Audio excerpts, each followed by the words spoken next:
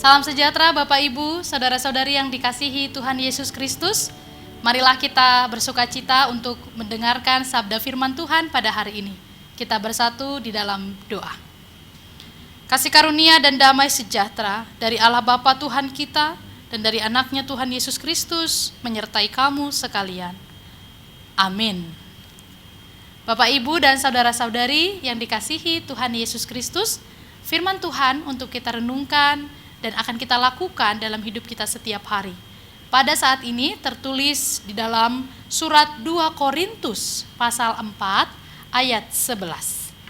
Sebab kami yang masih hidup ini terus-menerus diserahkan kepada maut karena Yesus, supaya juga hidup Yesus menjadi nyata di dalam tubuh kami yang fana ini. Demikianlah firman Tuhan. Menderita demi Kristus. Demikianlah topik pada hari ini. Saya ingin bertanya kepada Bapak Ibu dan saudara-saudari pendengar firman Tuhan hari ini. Apakah menurut Bapak Ibu dan saudara-saudari yang menjadi persyaratan seseorang menjadi orang Kristen? Jika seorang yang ingin percaya pada Yesus, apakah yang dia harus lakukan? Mungkin kita akan berkata jawabannya adalah cukup dengan percaya. Maka Anda sudah menjadi seorang yang dikatakan pengikut Yesus. Hanya perlu percaya saja kepada Yesus yang telah mati dan bangkit dari kematiannya. Itulah yang menjadi tanda bahwa kita orang-orang pengikut Kristus. Apakah hanya itu saja yang menjadi syarat kita menjadi pengikut Kristus? Ternyata kalau kita membaca di Filipi 1 ayat 29, dia mengatakan demikian. Sebab kepadamu dikaruniakan bukan saja untuk percaya kepada Kristus, melainkan juga untuk menderita untuk Dia. Ternyata tidak cukup hanya percaya, tetapi harus siap sedia menderita. Itu juga yang dikatakan oleh Paulus di dalam nats renungan hari ini. Dia berkata bahwa karena Yesus, maka kita akan diserahkan kepada maut. Artinya karena Yesus kita mungkin akan menderita di dunia ini. Tetapi supaya demikian apa? Supaya Yesus nyata di dalam tubuh kita. Justru dengan penderitaan itu seperti Paulus katakan, dari kelemahanlah justru muncul dan terlihat kekuatan kita. Dikatakan di dalam nas ini, sebab itu kami yang masih hidup terus-menerus diserahkan kepada maut karena Yesus, supaya juga hidup Yesus menjadi nyata di dalam tubuh kami. Artinya, saudara-saudari yang dikasihi Tuhan Yesus Kristus, Yesus menyatakan dengan jelas kepada kita, dan Paulus juga menyatakan dengan jelas kepada kita dalam renungan hari ini. Ketika kita mengatakan, aku adalah pengikut Yesus, aku adalah orang yang akan mengikut Yesus, maka kita harus siap menderita. Menderita apa? Mungkin karena kebenaran kita akan dibenci orang. Mungkin karena kita jujur kita akan dibenci orang lain. Mungkin karena kita sungguh-sungguh kita akan dibenci oleh orang lain. Orang yang tidak suka dengan pekerjaan yang sungguh-sungguh, maka orang yang sungguh-sungguh akan dibenci. Seperti itulah risiko-risiko ketika kita mengikuti apa yang diperintahkan oleh Tuhan Yesus. Menderita, mengekang hati kita, menjaga diri kita.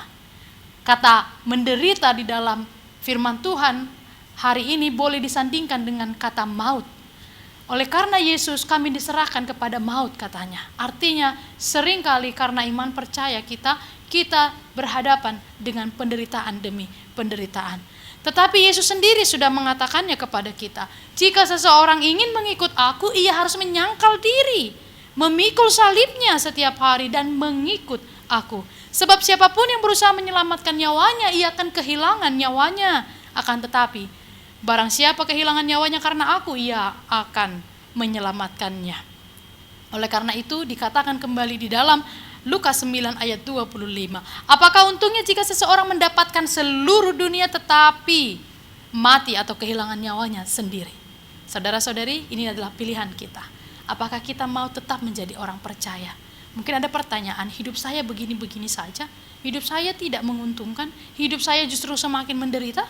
Semakin saya rajin ke gereja, semakin rajin saya berdoa, semakin rajin saya ikut persekutuan, hidup saya justru semakin menderita. Ya benar, di dunia ini mungkin. Tetapi nanti kesudahannya, ketika Yesus datang, kita akan menjadi bagian dari orang yang diselamatkan. Jemaat yang dikasihi Tuhan Yesus Kristus, Bapak Ibu, Saudara-saudari, pikul salib dan ikutlah Tuhan. Seringkali ini tidak dipahami mendalam oleh orang-orang percaya, bahwa ternyata pada zaman Yesus salib adalah simbol kematian. Artinya ketika seseorang dikatakan pikullah salib, berarti kita harus mati kedagingannya. Kita harus mati pikiran jahat. Produk-produk jahat dari pikiran kita ini harus mati. Mulut-mulut kita yang mengeluarkan perkataan yang tidak baik itu harus mati. Dan tangan kita yang selalu mencuri ini juga harus mengalami kematian di dalam kematian Yesus Kristus. Dikatakan pikul salib berarti bersedia untuk melakukan yang baik di hadapan Tuhan. Jemaat yang dikasihi Tuhan Yesus Kristus, marilah kita siap menderita demi mengikut Kristus. Kiranya Tuhan memberkati. Amin. Mari kita berdoa. Maha besar Engkau Tuhan yang memberikan firman Tuhan pada hari ini kepada kami. Ajarilah kami untuk setia mengikut Engkau di dalam kehidupan kami.